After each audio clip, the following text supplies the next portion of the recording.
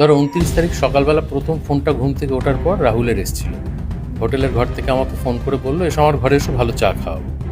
ও তখনও জানতো না ওটার মৃত্যু দিন।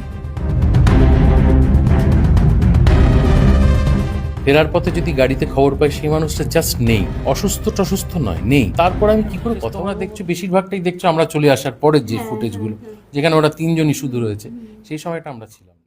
অম্বরীশের পর এবার রাজন্যা ছাড়লেন ভোলে বাবা পার করেগা।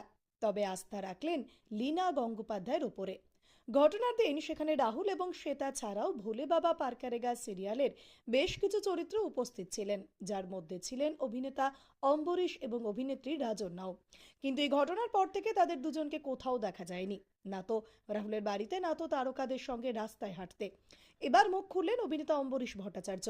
অভিনেতার কথায়, যে মানুষটার সঙ্গে সেদিন একটু আগেও তিনি শুটিং করছিলেন, তার আকস্মিক মৃত্যুতে হতভম্ব হয়ে গিয়েছিলেন অভিনেতা। নিজের শোক সামলে উঠে তিনি রাহুলের বাড়ি, এমনকি মিছিলে হাঁটতে যেতে পারেননি।